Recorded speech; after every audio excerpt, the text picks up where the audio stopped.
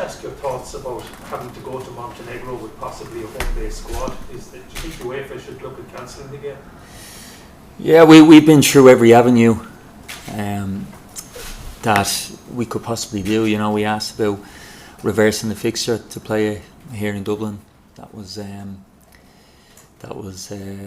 said that they didn't want to do that. Montenegro. We also said about playing in a neutral venue. They didn't want to give up home advantage. And we asked about the possibility of playing it in March, because we've only got one game in March. They've only got one game in March, but they declined. So, we just have to go down this route now and be prepared. And I think we've shown that with regards to us having a home-based group ready to play. And I've no doubt about it that if it does go down those lines of playing the home-based players, they won't let anybody down. They'll do themselves, their clubs, their family, and their country proud. So whatever it is, we're ready for the challenge against Montenegro. So but first things first, we've got to concentrate on the Luxembourg game. What's the difference between the women's senior international against Georgia being pulled to June? Why can't you go down that path? If it was achieved without precedence, you're saying, tried to go down that path, but it's got to be an agreement, what I was told, between both clubs. So Georgia said, they'll postpone the game and play it at a different window, but Montenegro dug in their heels and said no. And so this squad that's named here is not the squad that's going. You mean the second squad for Montenegro? Yes. But it's got players that are based in Britain. Yeah, so, if exemptions are given with regards to UK-based players, and that initial squad against Luxembourg will travel.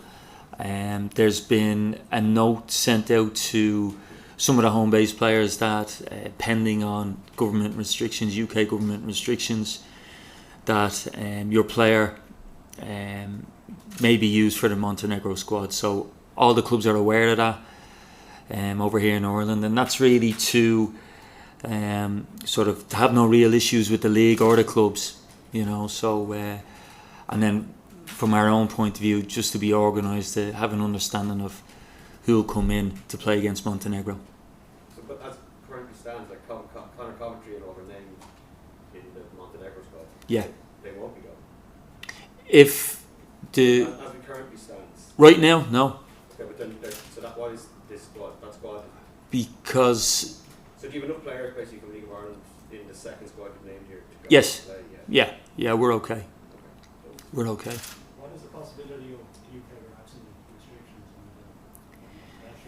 Yeah, look,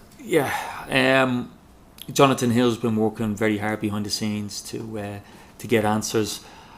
What I'm hearing at the minute, and I think probably everybody is in the room is aware of that, they might have players allowed to travel to red listed countries if they're vaccinated, so we've got about 75% of our squad vaccinated, so it's the other 25 that some players have received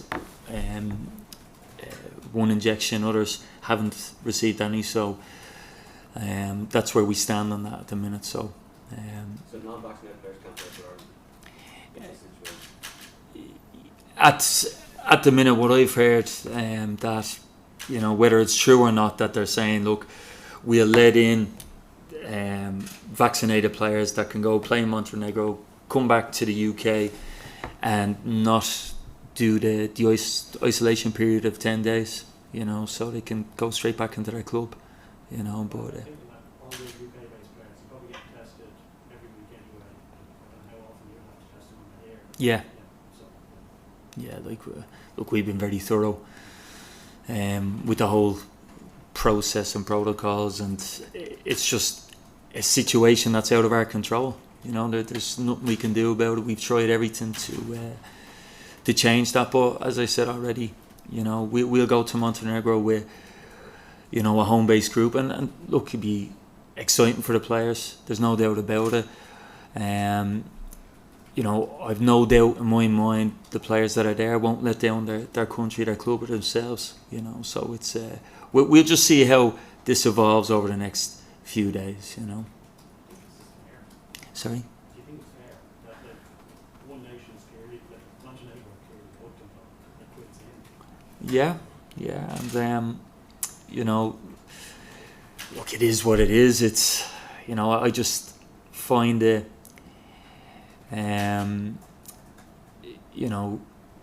sort of challenging with regards to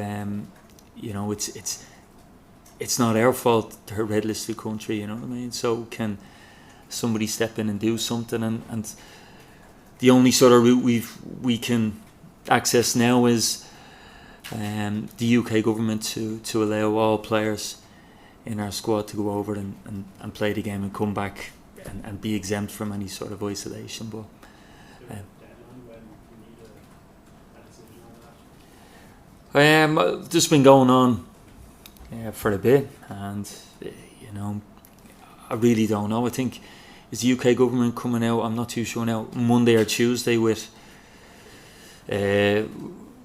regards to the traffic light system.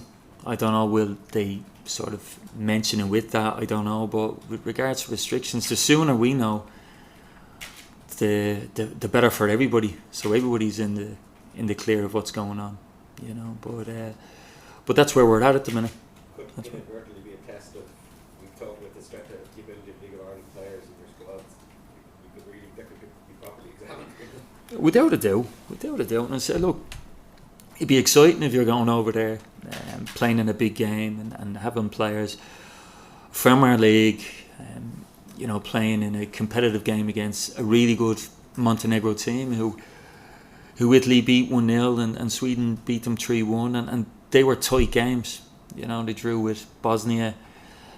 So they're a very good team, and it'd be a real challenge and a barometer for these players of where they're at with regards to European football. But look, it'd be exciting for them, and as I say, they'll enjoy the experience, and it'd be a challenge that the staff and myself would be looking forward to too, if it comes to a home-based group. Any more for the live sections, guys? Yeah, can I just ask Jim, what did it mean to you on Friday playing in front of fans? Do you think they'll give the team a big lift? Of course they will.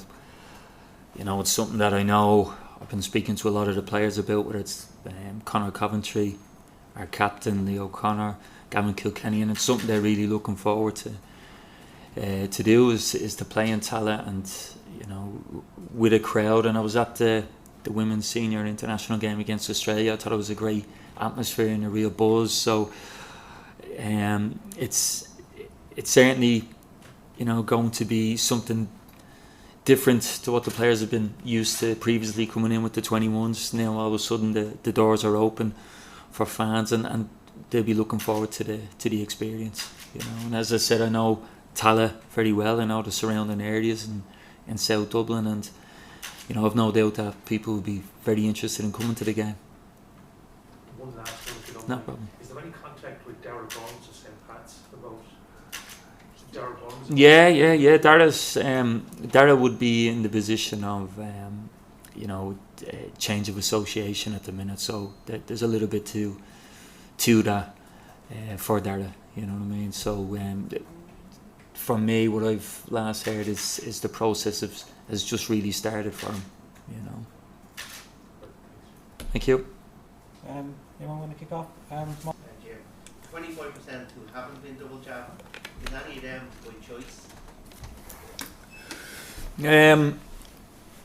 Look, we just had very loose conversations about it, and it would have been by choice. You know what I mean? So,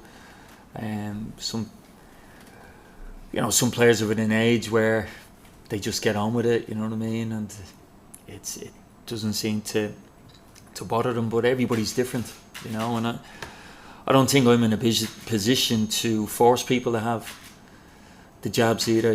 So it's totally what they want to do. And we've asked them all the sort of through our doctor Mortimer O'Connor. He's had numerous meetings with the players about getting the jab and what have you, and it's really up to them, John. You know, if they decide to get it, you know, it's their choice, their decision. Will it only really dawn on them the consequences if they miss out Yeah. on the match? Yeah, it will now. You know, so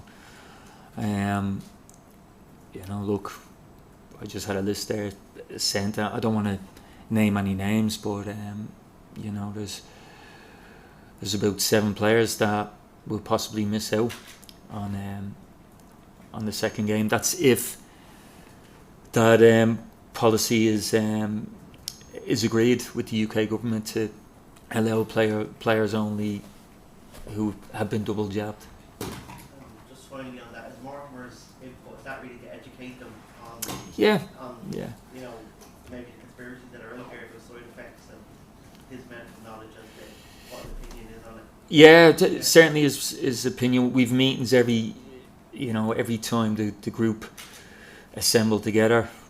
We have meetings about the protocols, you know, about social distancing, about wearing masks. So everything's included in that particular meeting to let them know the sort of the consequences of, you know, the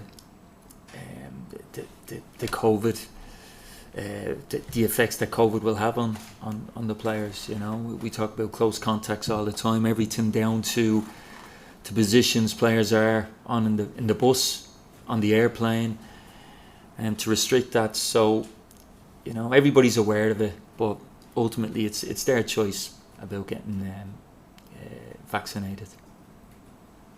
Okay. There seems to be a serious problem in football at the moment, particularly with conspiracy theories going around the dressing rooms and so on. I mean, like when you're dealing with players of that age, is that a real concern that you know, that they're kind of listening to, I suppose, these theories rather than strong medical advice?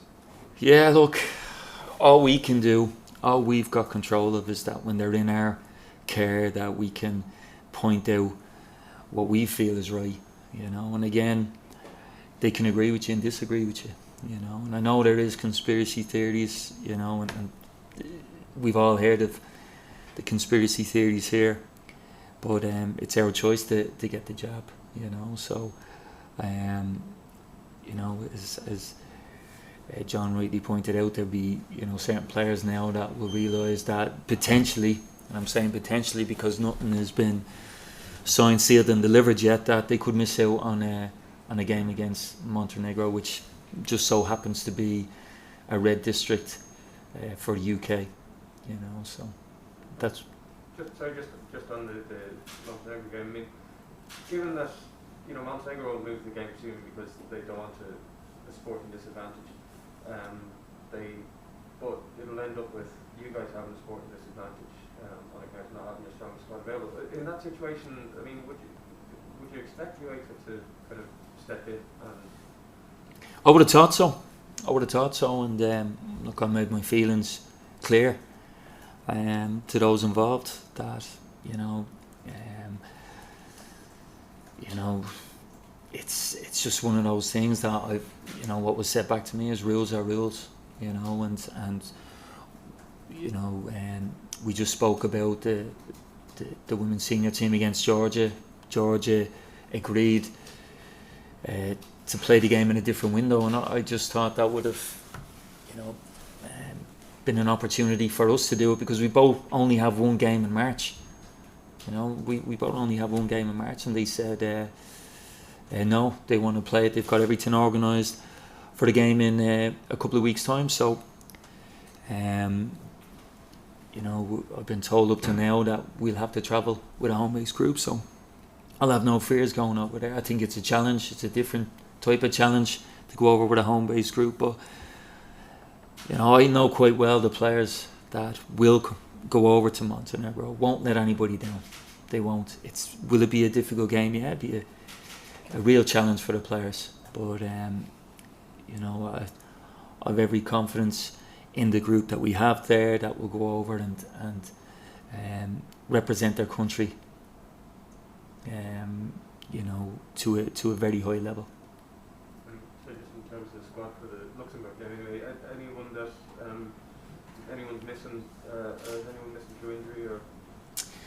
No, I'll tell you, I had a long discussion with Ryan Johansson. Ryan, myself agreed that the best thing Ryan can do is he needs games. He's gone on loan for Fortuna Sittard, and he hasn't played a competitive minute yet with them. So, and that's since the last window. So they've a friendly organised for next week, and I just said, look, what Ryan needs to do is play in that friendly, play well, give the manager there at the club a problem for their next league game, and get into the team and start playing games. And we'll look at the window in March where we've got Italy and Sweden. So he's fully understandable with that, and I think I put all my cards on the table with him, and I just said, look, you wouldn't be starting in the first game against Luxembourg, and he accepted that. And what he needs to do is look after his club career for now, to get competitive minutes in his legs, to give him an opportunity for the next window. And Selmo, Garcia McNulty, John Joe Finn and Danny Rose, 3 players I spoke to, that it's probably best for them to go to the 19s who are going to Spain, and they've got a double header against Sweden, and I think it's for everybody's interest for them to get games under their belt, and for Tom to prepare his group for November's competitive games, but also, Danny needs to play competitive games. Now, over the last couple of weeks, he's played with Schalke and he's done reasonably well, but when he came into the group in September, you could see he lost a little bit of that sharpness that he had in June, which he's a goalkeeper with fantastic potential. So I think the best thing for him at this point in time is during the international windows, come and play, and he'll be guaranteed a game with Tom Moan's group with 19s. And the same with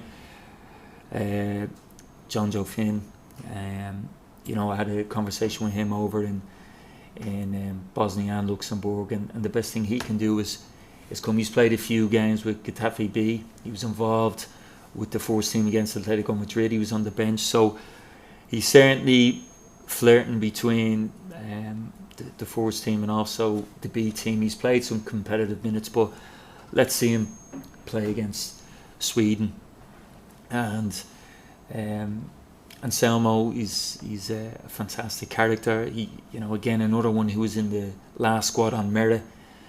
And Oshin picked up a knock during training, and we put Anselmo into the team that was going to start against Luxembourg, and there's no doubt about it that I'd no qualms of throwing him in because I rate him very highly. But again, is there a chance of him playing in this particular window?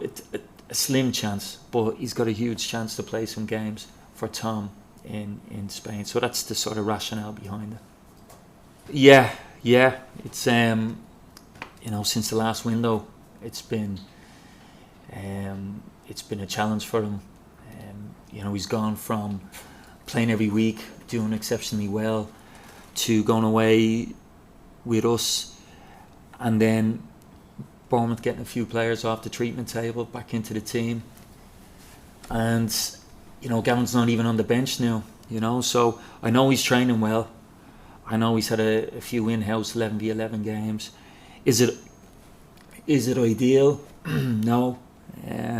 You'd like to see him playing every week, but Gavin's a type of he's got a type of engine that he'll be okay. He's a very fit lad, and he's somebody that came into the centre midfield for us for the first time with the 21s, and he was exceptional. So we'll be looking for more of the same, but we also have to have in the back of our minds that he has been inactive in terms of competitive minutes. So we'll see where that goes during this window anyway, but look, I'm looking forward to working with him again, because over the last couple of games he has been excellent for us. You know. Well, we seem to have last year we're trying to see it, but we played on Evo. No. Pound in the jaw for that. Pound in the jaw for that. No, that hasn't. And look, as I said to you, I'll be bored in here, but look, my phone is always on for a phone call from him or his agent. You know, if they want to make contact, but you know, I tried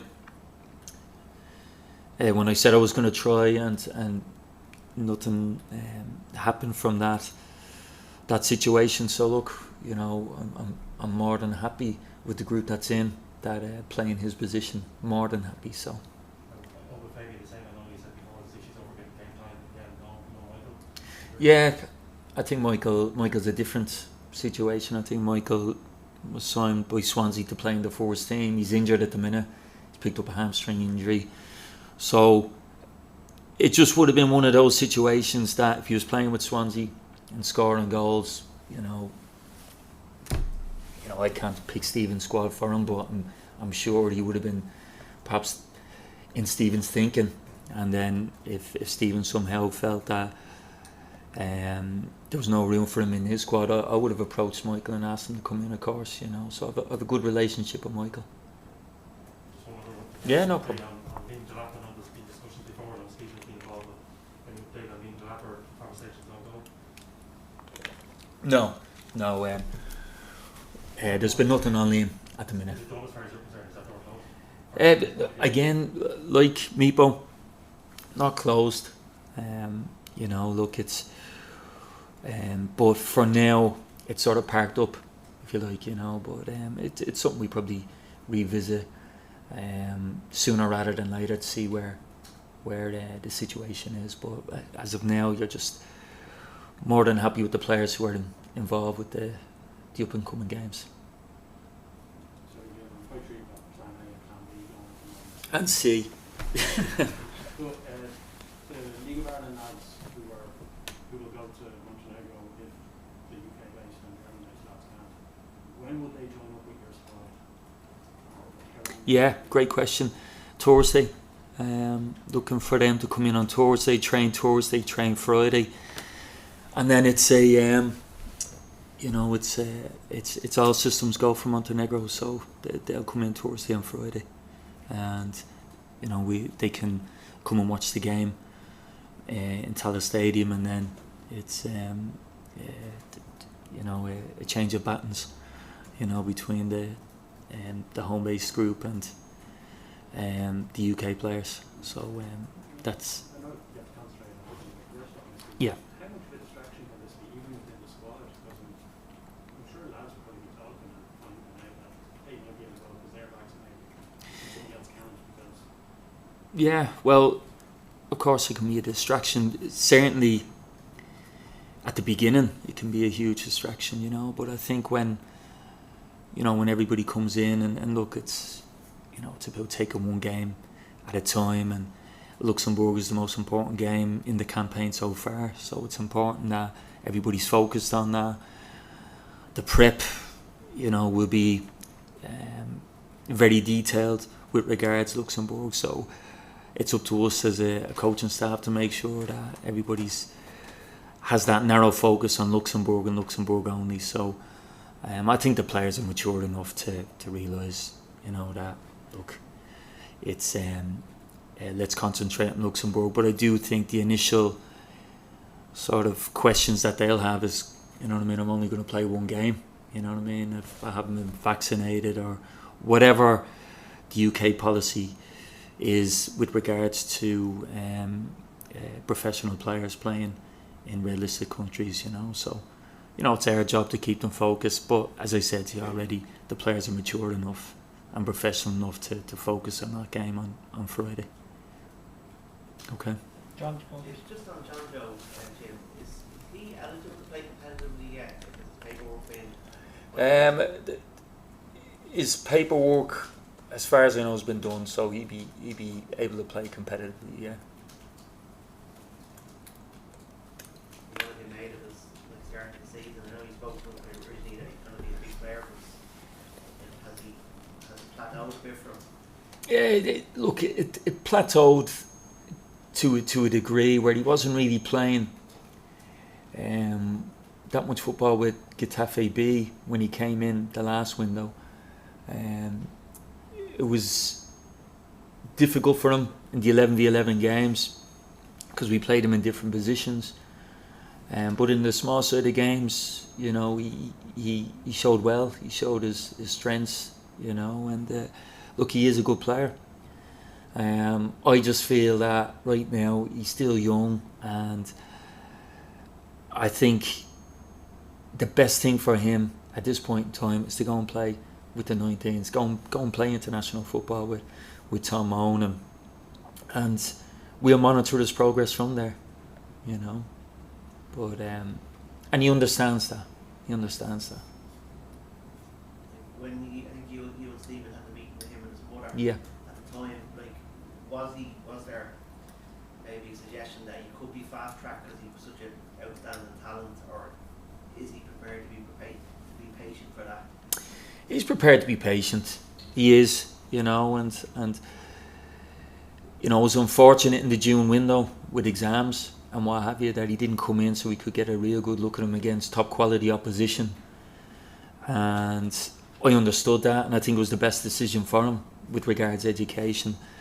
So then, you know, you bring him into the September window, and he hasn't played much football since that. So it's a challenge for him to break into the 21s where you've got players who are playing well. So Gavin Kilkenny and Conor Coventry at the time, you know, and it's going to be, you know, a real effort to get ahead of them in the squad. So, as I said, he came in, you know, he showed up well, but I just think he needs to play 90 minutes at international level, and you know, sometimes you have to do that. You have to go back and play with the 19s and go and show people how good you are. So, you know, John, he's open to the idea. He just wants to play for Ireland, you know, which is a positive sign.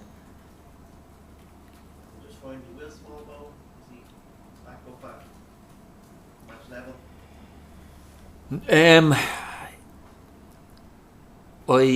I spoke to him a few days ago about bringing him in to train, and just to train, just for a week, on the lead up to the Luxembourg game. But Southampton have a friendly organised as well for next week for him, so he'll play probably 45 minutes to an hour in that, and that's the start of his match time in his legs. So he was very honoured to be asked to come down and train with us. But I think he's an important part of the 21 setup, because look, he's a good lad. He's a fantastic player with enormous potential, and you know. So again, the best thing for him is to stay in Southampton, continue his work to get back into that first team at Southampton and play again. So again, if you look further down the road, you're saying, okay, if he plays with Southampton, you know, 45 minutes to an hour, his next game could be 70, 75 minutes, then he's on the 90 minutes after that. And, you know, he'll certainly be in contention for the window in November, you know. Okay.